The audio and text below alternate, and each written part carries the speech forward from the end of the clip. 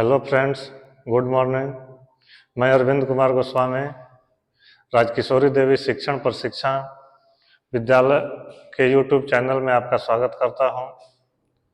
आज मैं मंद बुद्धि बच्चों के शिक्षण प्रशिक्षण पे चर्चा करूंगा। मंद बुद्धि के बच्चों को पढ़ाने के लिए क्या क्या आवश्यकताएं होती हैं, हमें किन किन बातों को ध्यान में रखना होता है, इसके बारे में हम आज चर्चा करेंगे। पहले जितना हम चर्चा किए थे उससे आगे इसमें क्या है कि किसी भी कार्य को,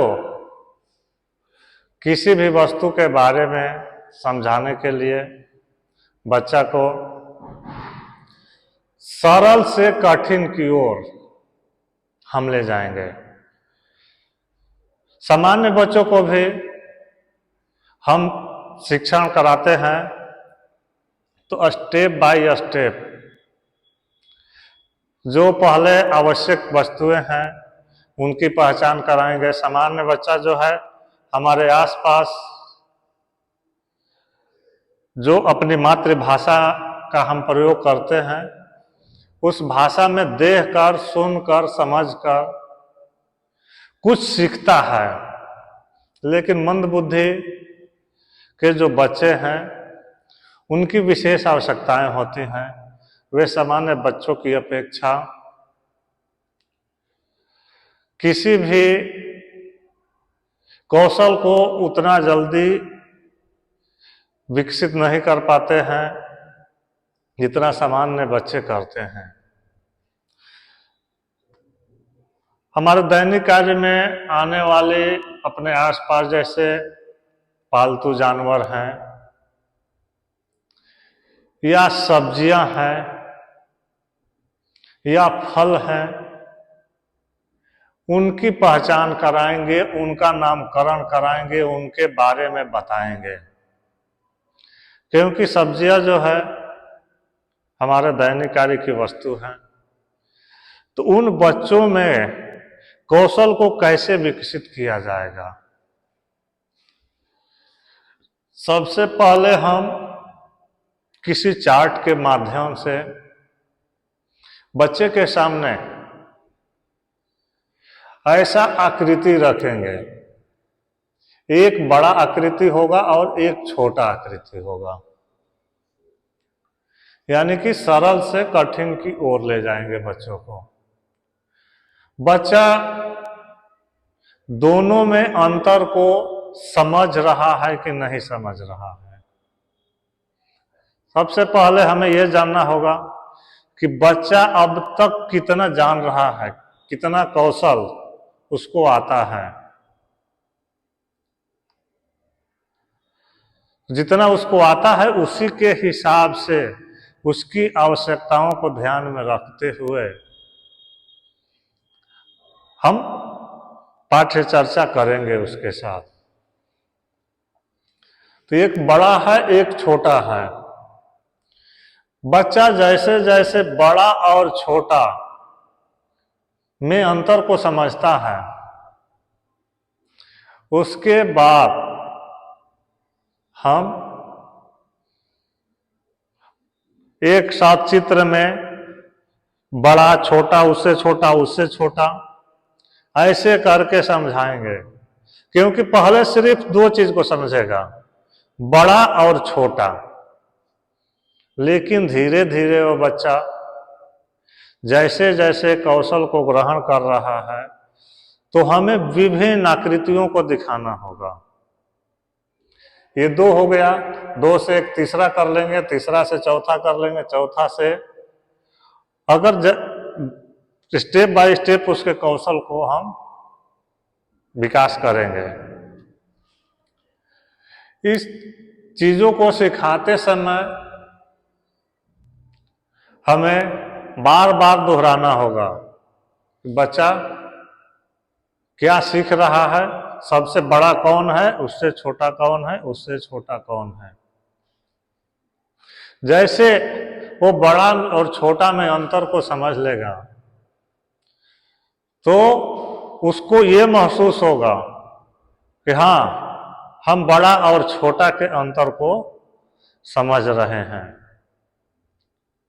तो बच्चा को इसको सिखाते समय हमें ध्यान देना होगा कि बच्चा को सफलता का अनुभव करने देंगे, कि उसे लगे कि हाँ, हम ग्रहण कर रहे हैं। उसके बाद आता है ज्ञात से अज्ञात की ओर। शिक्षण की शुरुआत हम करते हैं, जैसे पहले भी हम बताए हैं कि शिक्षण की शुरुआत कहाँ से हमें करना होता है, चाहे स्पेशल बच्चे हो या नॉर्मल बच्चे हो। नॉर्मल बच्चों को भी जो आता है उससे आगे हम सिखाएंगे। तो हमें ये बात ध्यान में रखना होगा, चाहे विशेष आवश्यकता वाले बच्चे हैं, मंद बुद्धि के बच्चे हैं या सामान्य बच्चे हैं। शिक्षण की शुरुआत कहाँ से करना है कि बच्चा जो जानता है। वर्तमान स्तर जानने के लिए बच्चे का मूल्यांकन करना आवश्यक है। बच्चा पाठ्यक्रम में से कितना जान रहा है, मूल्यांकन के आधार पर ही हम निर्धारित करते हैं कि बच्चे को क्या क्या पढ़ाना है। जितना वह जानता है उससे आगे सिखाया जा सकता है। उदाहरण के तौर पे हम मान ले रहे हैं कि बच्चे को सब्जी की पहचान कराएंगे, तो वैसी सब्जी लेंगे जो एक दूसरे से बिल्कुल अलग हो, भिन्न हो। क्योंकि एक जैसा हम अगर सब्जी को एक साथ रख सकते हैं जिसमें मामूली अंतर होगा तो बच्चा कंफ्यूज हो जाएगा, वो सही से अपने कौशल को नहीं सीख पाएगा।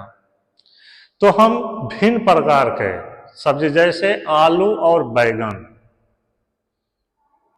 आलू का आकार, साइज, रंग सब कुछ अलग होता है, उसकी आकृति, और बैगन का भी दोनों में बिल्कुल भिन्नता होती है। तो उसको बच्चा को हम सामने चित्र के माध्यम से बताएंगे, चार्ट पेपर के माध्यम से, कि आलू और बैगन को कैसे पहचान करना है। अगला चरण जो बच्चे को सीखना है वह वस्तु का नामकरण है। हमें यह ध्यान देना होगा कि बच्चे को नामकरण सिखाएंगे कि किस चीज के बारे में हम बता रहे हैं। तो यहाँ पर क्या हम बता रहे हैं, आलू और बैगन। बच्चे को नामकरण सिखाना शुरू करने से पहले उससे आलू तथा बैगन की पहचान करवाएंगे। इससे क्या फायदा होगा कि पहला, पूर्व में सीखा हुआ कौशल दोहरा सकता है। अगर पहले से बच्चा सीखा हुआ है तो उस कौशल को दोहरा सकता है। तथा दूसरा, बच्चा सफलता का अनुभव कर आगे सीखने को प्रेरित होता है। बच्चा क्या करता है कि उसे अच्छा लगता है कि हाँ, इसके बारे में हम जान गए, तो वो अगला कौशल सीखने के लिए प्रेरित होगा, उसे अच्छा लगेगा। एक बार बच्चे के द्वारा आलू तथा बैगन का नाम सीखने के बाद उसे आगे सिखाने के लिए एक दो और नामों का चुनाव किया जाता है। आगे नए नाम सिखाने से पहले पूर्व में सिखाए गए सब्जियों के नाम बताने को कहेंगे। जैसे हम दो सब्जियों में पहचान कराना सिखा दिए, उसको पहचान कर रहा है, उसका नामकरण कर रहा है। जब दोनों को एक साथ हम रख रहे हैं और जब हम कह रहे हैं कि आलू कौन है, बैगन कौन है, दोनों को छांट करके अलग कर दे रहा है, तब हम समझ जाएंगे कि बच्चा ये कौशल सीख गया। अब उसमें क्या करना होगा, उसके बाद दो के बाद तीसरा, ये नहीं कि दो के बाद फिर दो चार सब्जियों को एक साथ रख देंगे, नहीं। दो के बाद एक तीसरा सब्जी, मान ले रहे हैं टमाटर ले रहे हैं, तो टमाटर का साइज तो आलू से कुछ मिलता जुलता है, लेकिन कलर, टमाटर का कलर लाल होता है, जिससे बच्चा पहचान कर सकता है। उसको हम सिखाएंगे तो उसकी आकृति के साथ साथ उसके रंग के आधार पर वह उसमें भेद कर सकता है।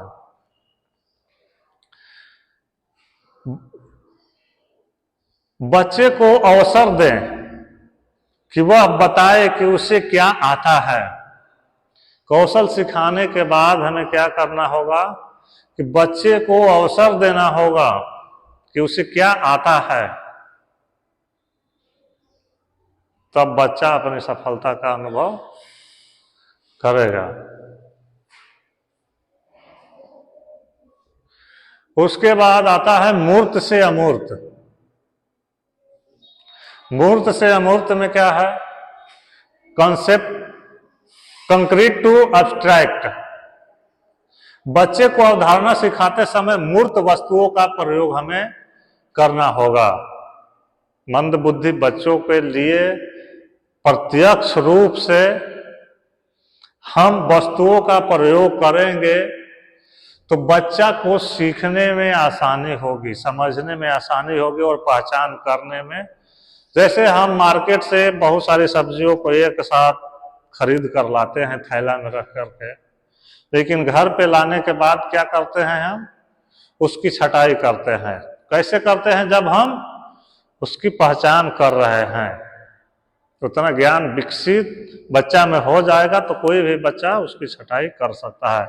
आलू एक साइड रखेगा, टमाटर एक साथ रखेगा, बैगन एक साथ रखेगा, मिर्चा एक साथ रखेगा। तो हमें जहां तक हो सकता है कि बच्चों को कौशल सिखाते समय प्रत्यक्ष रूप से मूर्त वस्तुओं का प्रयोग करें। जैसे सब्जी, फल, रंगीन वस्तु, जैसे कलर सिखा रहे हैं तो पैसा, इस सब को हम मूर्त रूप से बच्चों को विभेद करना बताएंगे, तब बच्चा उसके बारे में जान सकता है।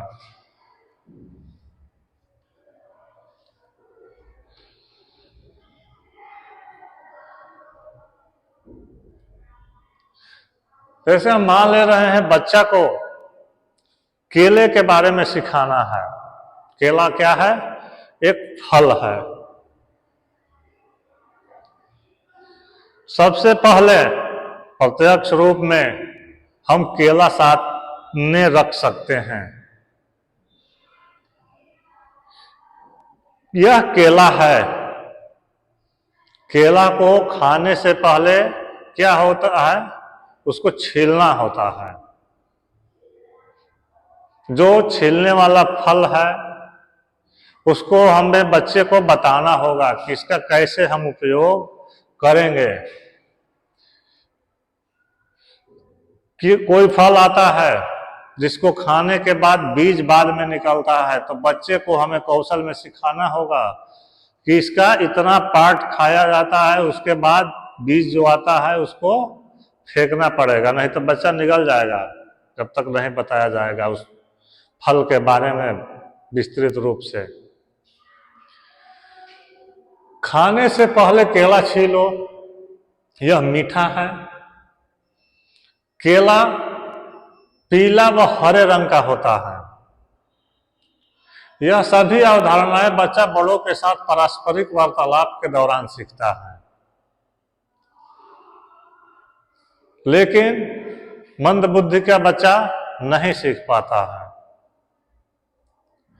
तुम केला चाहते हो, इस तरह मत खाओ, छिलका छील कर खाओ। क्या यह मीठा है? तुम्हें पीला केला चाहिए या हरा? बड़ा केला चाहिए या छोटा?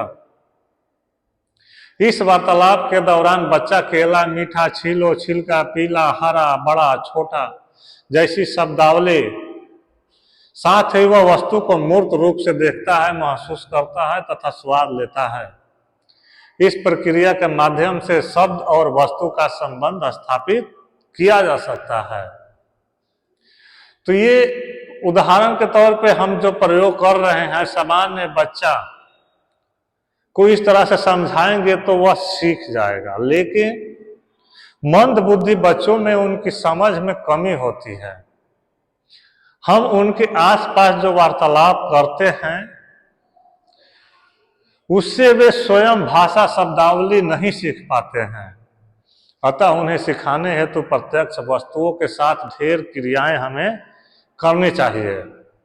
हम चित्र के माध्यम से वैसे बच्चों को चित्र के माध्यम से सिखाना शुरुआत करते हैं तथा बच्चे को अवधारणा की पूरी समझ न होने की वजह से यह उतना असरकारक नहीं होगा।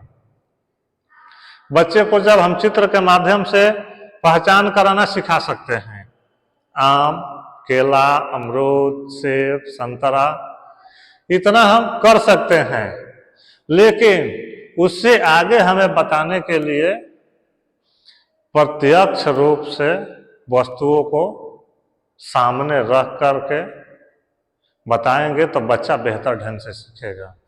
तो यहाँ पे एक सवाल उत्पन्न हो सकता है, क्या प्रत्यक्ष वस्तुओं का इस्तेमाल हमेशा संभव है? तो ऐसा हो सकता है कि नहीं हो सकता है। कभी कभी कृत्रिम परिस्थितियां उत्पन्न कर या खेल के दौरान कोई कार्यक्रम या त्यौहार मनाते समय हम अवधारणा को समझने के लिए प्रत्यक्ष वस्तुओं का इस्तेमाल कर सकते हैं। वैसे हमें कोशिश करना चाहिए कि मंद बुद्धि के जो बच्चे हैं प्रत्यक्ष रूप से फल का या सब्जियों का उपयोग किया जाए, उनको कौशल सिखाते वक्त।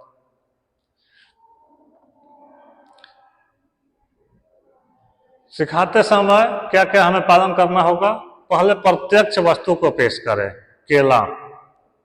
दूसरा, प्रत्यक्ष वस्तु और चित्र दोनों के माध्यम से बच्चे को बता सकते हैं, उसको बोल सकते हैं कि पहचानो केला कौन है। दोनों एक जैसा लग रहा है चित्र में और प्रत्यक्ष में। बच्चे को 2D या 3D परछाई में हस्तांतरित करके भी हम बता सकते हैं। तीसरा, केवल चित्र का प्रयोग करेंगे, केवल चित्र के माध्यम से ही पहचान नामकरण कराएंगे। और सबसे ध्यान देने वाली है, चित्र या प्रत्यक्ष वस्तु पेश करते समय हर बार केले का नाम बोलना होगा। हर समय केले का नाम बोलना ही होगा। इस प्रक्रिया में बच्चा क्या करेगा? मौखिक और उसके चित्र के माध्यम से दोनों को अटैच करके संबद्ध करके केला के बारे में सीख जाता है। तो एक कौशल वो सीख सकता है इस तरह से। अवधारणा सिखाने के लिए जहां तक हो सके प्रत्यक्ष वस्तुओं का हमें प्रयोग करना चाहिए। पूर्ण से अंश, एक और याद रखने योग्य बात होती है, ये जो पाठ है पूर्ण से अंश है। बच्चे को पहले वस्तु अवधारणा पूर्ण रूप में सिखाएं, उसके बाद आगे विस्तृत रूप से सिखाएं।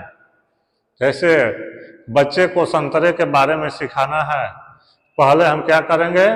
बच्चे को संतरा बोलना सिखाएंगे। उसके बाद आगे जैसे छिलका छिलना, रंग, स्वाद, बीज तथा संतरे के रस के बारे में हम समझाएंगे।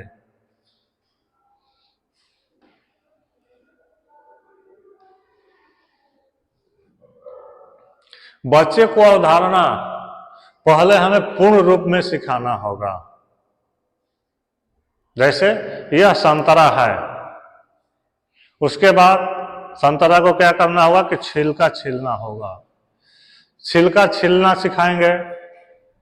उसके बाद संतरे को खाना सिखा सकते हैं।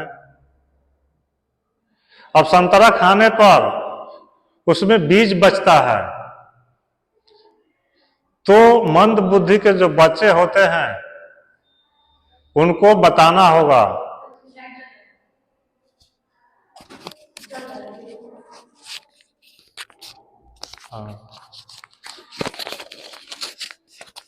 जो बीज है उसको निगलना नहीं, तो ये पार्ट वाइज उसको हम सिखाएंगे। तो ये हो गया पूर्ण से अंश की ओर। अवधारणा सिखाते समय हमें किन किन चरणों का पालन करना चाहिए? मंद बुद्धि बच्चे को अवधारणा सिखाते समय हमें जो चरण है, स्टेज है, क्या क्या है, मैचिंग। सबसे पहला जो है मिलान,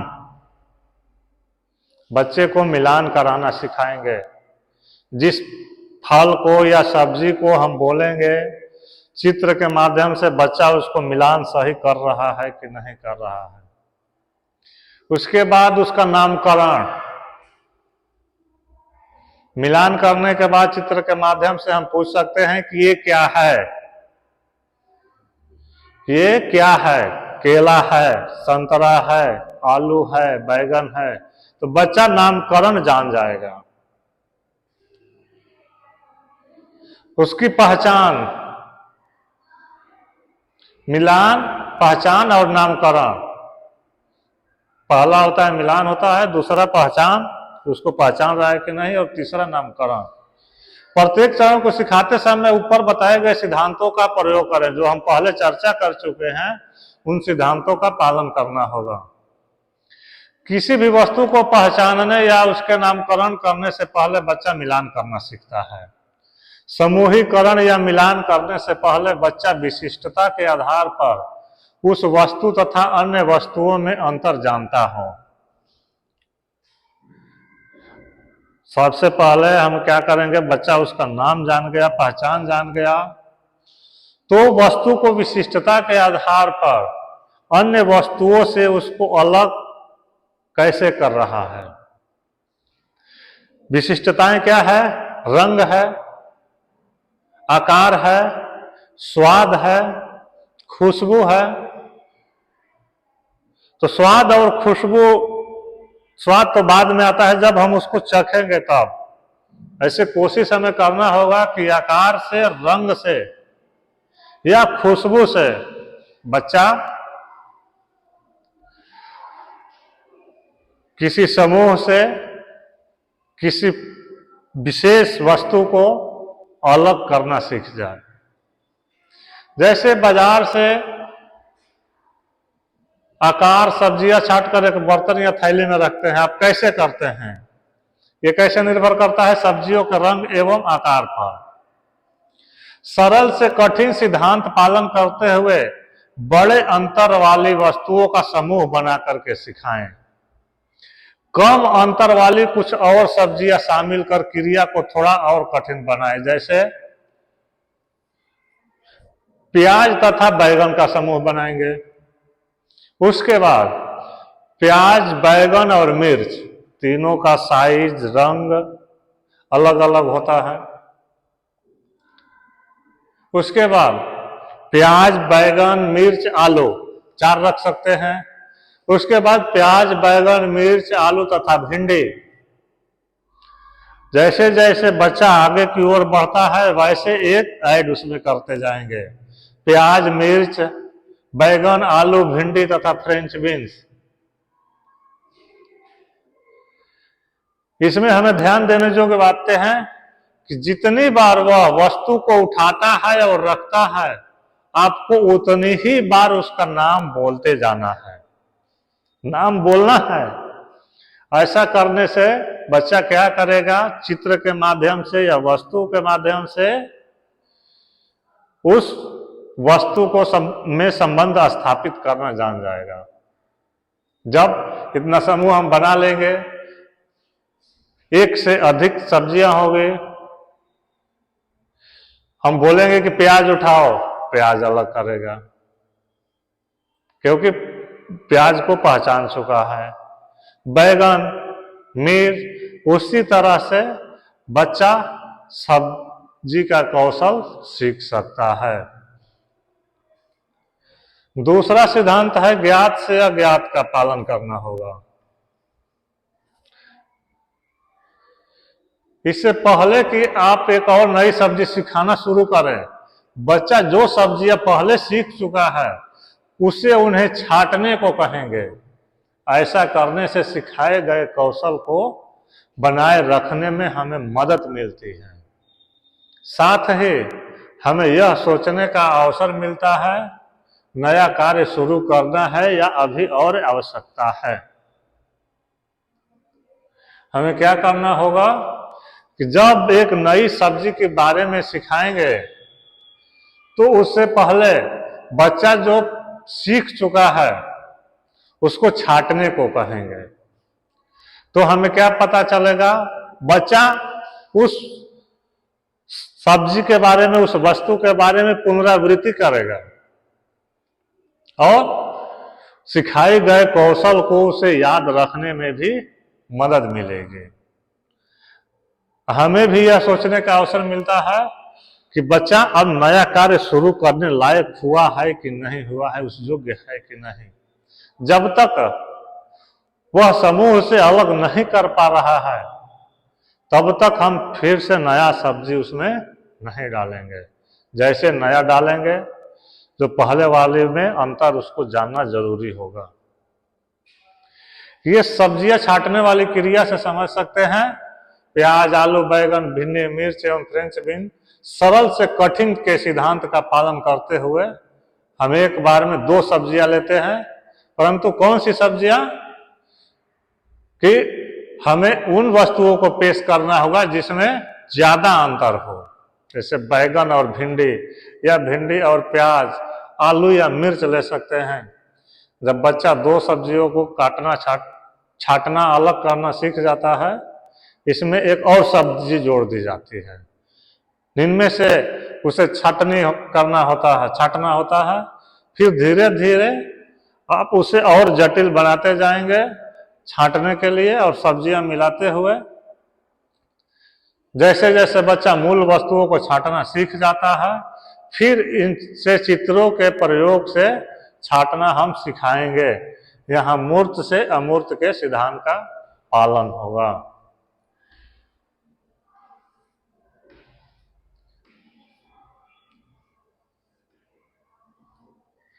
उसके बाद होता है पहचानना। एक बार बच्चा मिलान करना सीख जाए उसके बाद अगला चरण है पहचान करना। इसके लिए भी वही सिद्धांत तथा विधि प्रयुक्त करने होंगे। पहला, पहचानना। सिखाने के लिए 2 वस्तुओं का चुनाव करेंगे। छात्र से पहचान कराने से पहले उसे मिलान करने को कहेंगे। बच्चे द्वारा लगातार सही प्रतिक्रिया देने के पश्चात धीरे धीरे पहचानने के लिए वस्तुएं बढ़ाई जा सकती हैं। अगर बच्चा गलत बताता है तब पूछी गई वस्तुओं को दिखाते हुए उसका नाम भी साथ साथ हमें बोलेंगे। बैगन और भिंडी की पहचान करना सिखाना। अगर बैगन पूछने पर बच्चा भिंडी बताता है तब भिंडी की ओर इशारा करते हुए हमें कहना होगा कि यह भिंडी है। बैगन को बच्चा भिंडी बोल रहा है तो हमें क्या करना होगा, भिंडी को दिखाकर बोलना होगा कि ये भिंडी है, और बैगन की ओर इशारा करके बताना होगा कि ये बैगन है। उससे वैसी क्रिया को बार बार हमें करना होगा, बच्चा जब तक नहीं सीखता है तब तक। अंतिम चरण है बच्चे को वस्तु का नाम बताना सिखाना। इस चरण में क्या हमें करना होता है, बच्चे से वस्तु चित्र को दिखाते हुए पूछेंगे कि यह क्या है। कई बार मंदबुद्धि बच्चे जो बोलने में असमर्थ होते हैं वे इस चरण तक नहीं पहुंच पाते हैं, क्योंकि मंदबुद्धि में भी अलग कैटेगरी होता है। पहले ही हम बता चुके हैं कि मंदबुद्धि के बच्चों में 4 कैटेगरी होता है। 4 कैटेगरी में माइल्ड, मॉडरेट, सीवियर और प्रोफाउंड। प्रोफाउंड जो बच्चा होता है वो बिल्कुल दूसरे पे आश्रित होता है, और सीवियर बच्चा होता है वो अपने से बताने पर अपने दैनिक कार्य को कर सकता है, कर लेता है। माइल्ड बच्चा सामान्य से थोड़ा कम, उसको पढ़ाया जा सकता है, उसको बहुत सारा कौशल सिखाया जा सकता है जिससे वो आत्मनिर्भर बन सके, इतना वो सीख जाएगा।